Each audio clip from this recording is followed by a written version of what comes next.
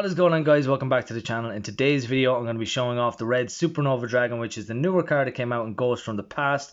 Yeah, it's an amazing card. It nukes the board, it gets up to crazy high attack, and basically the deck kind of revolves around it, but there's obviously options as well. So without further ado, let's get into the deck profile. Okay, so first card you want to run is 3 Red Resonator. So this card is basically your normal summon, you get special summon a level 4 or lower monster from your hand. And then if this card is special summoned, you get to gain life points equal to any monster on the field that you want. Normally I always pick the highest. Kind of first turn when you do with Red Rising Dragon, you're going to get 2100 life points, so it's pretty good.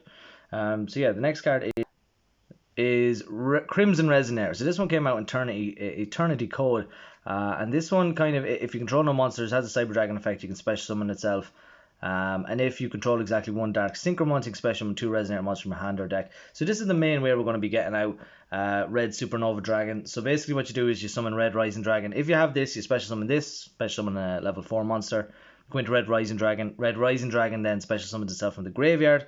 And then you can special summon Crimson Resonator, and then special summon 2 Resonator monsters that equal up to the monster being 12, and then you get special summon your Red Supernova Dragon. And that's kind of your main play, pretty much. So then the next card is Creation Resonator. This is one of the level 3s. You only run one of because you want to summon it with Crimson Resonator's effect. And the level 1 to go with that is Synchron Resonator. The only benefit of Synchron Resonator is if it is used as a synchro material, you get to add one of them back. So you can add Crimson Resonator back to your hand, let's say for instance, for the next turn. And then the last Resonator monster running is 1 Chain Resonator. So this one, if there's a synchro monster on the field, you can special summon Resonator monster from the deck. So you get to go and steal some pretty cool plays. But yeah, so that's it for our tuner. Next card then is Wandering King Wildwind. So this one is so this one is a manga card. If you control a fiend type monster, you can special summon them. Basically, if you have a Resonator tuner, you can special summon them. You have to special summon Dark Dragon Synchro monsters then that turn, and then on the turn he wasn't sent to the graveyard, so the next turn you can banish him and then search a Resonator monster or a fiend type monster tuner with 1500 less attack. It's pretty good. I mean, it's one of your main plays. If you have him and a level 2, you're going to get any of your extra deck monsters pretty much. So yeah.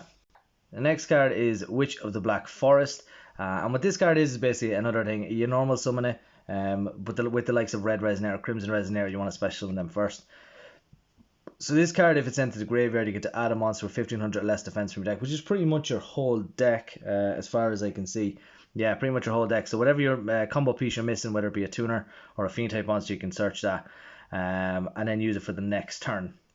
The next card we have is 1 Red Sprinter. So the reason I'm running this and not Perform Pal or Perform Mage Hat Tricker is because this one, if your board is destroyed, because the way this deck works is you leave on big boss monsters. So if your opponent does have an out to those and those get destroyed, you're going to have to basically start from scratch. So Red Sprinter does exactly that. If he's normal summon, you control no monsters, you can special summon 1 level 3 or lower fiend type tuner monster from your hand or graveyard. So basically he's a starter off, you know. If you have the likes of Red Resonator, you get to also gain 700 life points if that's what you wanted. And then the last level 4 monster is Red Familiar. This one is he can tribute himself or any other fiend type monster and target a Dark Dragon Synchro monster graveyard. So it's basically a Monster Reborn. And you get their effects then negated, and then you can banish this card from the graveyard, target 1 Dark Dragon Synchro monster you control, and declare a level from 1 to A.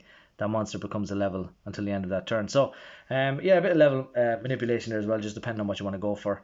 But other than that, it's like a Monster Reborn just to synchro climb again. So yeah. Next card we run is Old Faithful Hand Trap, which is Ash Blossom.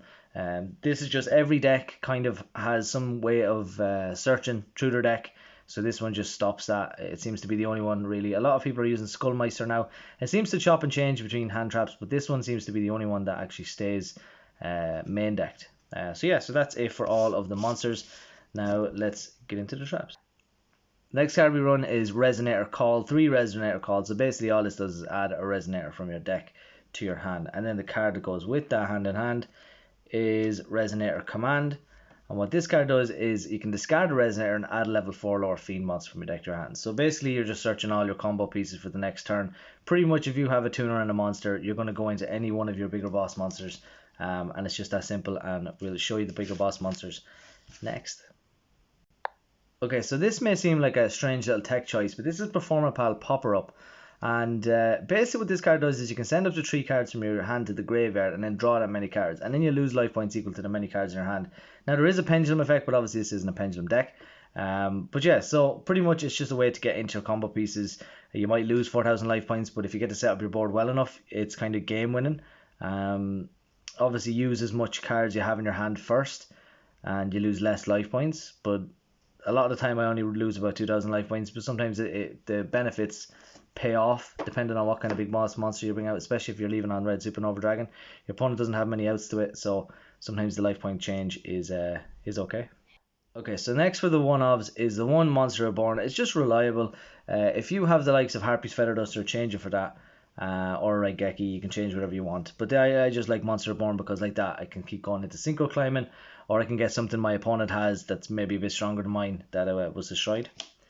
The next one of is Pot of Desires. Like that, once you have your one combo piece, you're kind of going off that. You know, if you're kind of summoning one of your big level 8s and you can't really go any further, chances are Yu-Gi-Oh is gone a very one fast paced game. So you kind of want to get into your combo pieces as quick as possible, or it is game. If you're just relying on a draw, top deck, something good, it's not really worth it. So that's why I kind of don't leave that to chance really.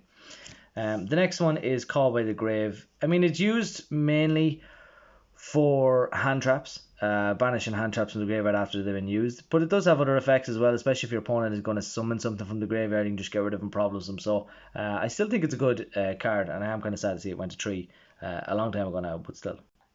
Okay, the next 2 cards we're going to run is Red Rain, and this card is basically if you control level 8 or higher synchro monster, you can banish all monsters on the field except the monster with the highest level. Also, the remaining face of monsters on the field are unaffected by their card effects except by their own.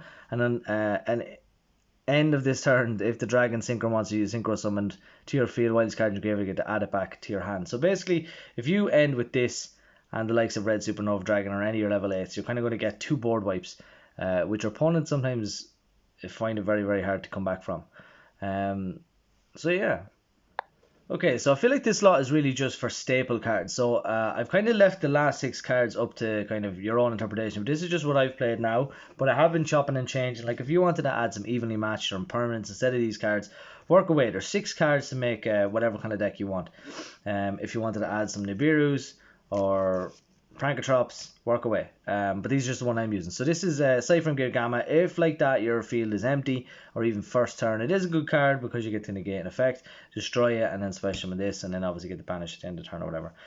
But yeah, so that's just kind of an extra negation for your opponent. And then at the minute I've been running Ghost Bell and Haunted Mansion just because I've been running against a lot of graveyard heavy decks. So this one is kind of the Ash Blossom for the graveyard instead of the deck. So yeah, it just negates any sort of graveyard shenanigans that's going on. And it's just what I've been running at the minute. So yeah, I mean, those other 6 cards, like I said, I left them at the end of the video because it's kind of up interpretation. If you wanted to run whatever you want, work away. It's something stapley, I'd say.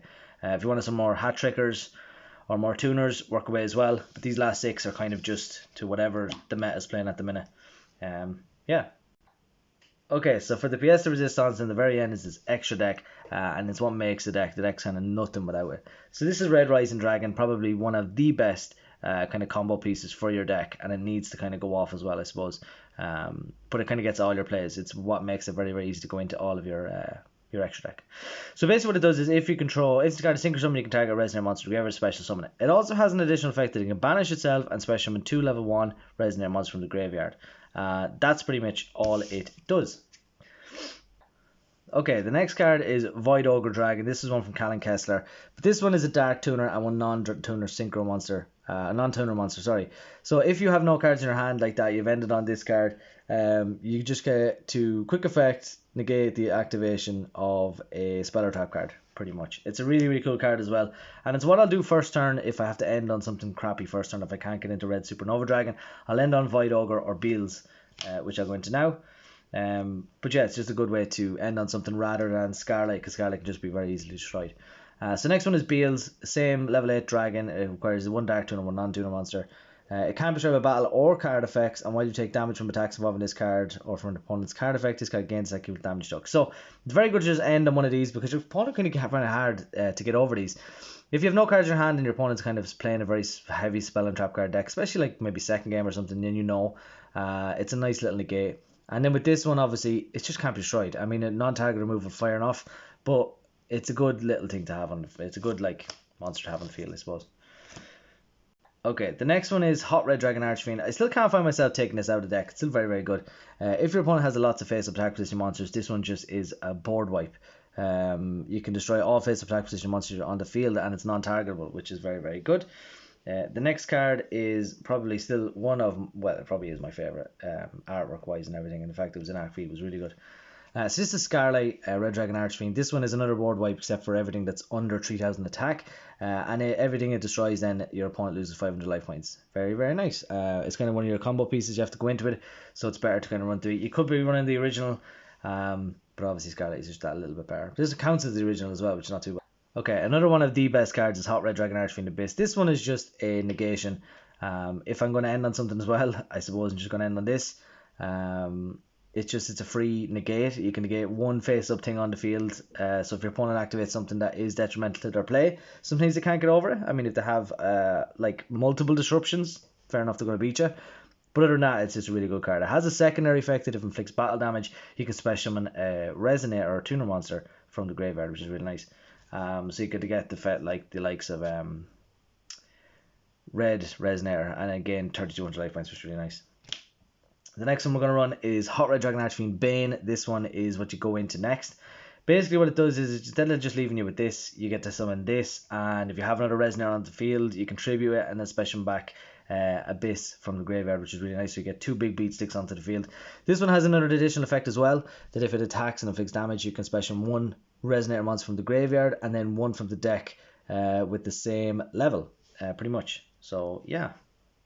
Okay, next we're going into serious boss territory. Sorry, I hit my camera every time I do that. We're going to serious boss territory. So this one is probably the least one I use, but it's the only one that you can use with Red Rising Dragon. So basically you have Scarlet on the field, and you use Red Rising Special and 2 level 1s, and you can go into Tyrant Red Dragon Archfiend. So this one again is another board wipe. It can also has the additional effect that it can negate an effect during the battle phase, which is kind of nice.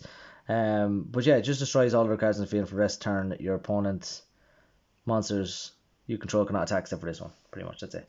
But 3500 beat stick is very nice. Then we have Hot Red Dragon Archfiend King Calamity, his manga counterpart. And this one is just amazing. It just negates every single thing on the field. It inflicts battle damage to your opponent equal to the monster's original attack if it destroys the opponent's monster. And if it's destroyed, you get target level 8 Dark Dragon Synchro monster in the graveyard and special summon it. So you can special summon the likes of, like, that's why it's generic 2 tuners, 1 Dark Synchro Dragon tuner monster. You can use the likes of Void Ogre and Beals, which is nice. So yeah, other than that, it's just a 4000 beat stick that's very, very strong. And then one of the OP boss monsters is Red Nova Dragon, what Red Supernova Dragon is based off, obviously. So this one requires 2 tuners and a Red Dragon Archfiend. So Scarlet obviously counts as Red Dragon Archfiend, that's how you summon them. So normally what you're going to do is red, if you're going to want to go into this, Crimson Resonator with Red Rising Dragon, and then special summon Creation Resonator and Synchron Resonator, pretty much, and that's how you go into this. But basically what this does is it gains 500 attack for each tuner monster graveyard and got up to crazy high attacks. And if your opponent, if this card cannot be destroyed by your opponent's spell or trap cards, which is nice, or monsters, and when your opponent monster declares an attack, you can select it, remove this card from play, and negate the attack. Pretty much. That's all it does. And then the last card finally is the biggest, best boss monster in the game, Red Supernova Dragon. And this requires 3 tuner monsters. Like I said, the exact same way to summon it is Red Rising Dragon, Crimson Resonator. Like, you can summon this with 2 cards. So if you had Wild Wind and Crimson Resonator, special summon Crimson, special summon Wild Wind, special summon Red Rising Dragon from your extra deck. Use Red Rising Dragon to special summon Crimson. Crimson special summons Creation Resonator from the deck and Synchron Resonator from the deck. And then you synchro using Crimson, Creation, and Synchron with Red Rising Dragon. And that makes Red Supernova Dragon. So what this card does is it gains 500 attack for each tuner. So straight away it becomes 55. And then cannot be destroyed by your opponent's card effects. Once per turn, when your opponent's monster would activate an effect. Or when your opponent monster declares an attack. Quick effect, you can activate this effect. Banish this card. Also banish all cards your opponent controls once per turn during your next end phase after this card was banished by its own effects. Special summon it. special summon this Spanish card. So yeah, it's the only downside is obviously it special summons itself during the next end phase. But at the same time, you just wait for your opponent to activate something, and it just gets rid of it. The only other good thing that I've done a couple of times is worked it in tandem with the likes of Red Rain. So if you have Red Rain set, and then activate Red Rain while it's on the field, you can banish your stuff. And if your opponent manages to come back, use Red Supernova Dragon's effect and banish him as well. Which is really nice, yeah. So that is it for the deck profile, guys. Please let me know what you think in the comment section down below. Hopefully you can listen to this one and actually hear this one as compared to the last Red Dragon Archfiend deck profile. Yeah, it's a really, really fun deck. And have a good one. Good luck.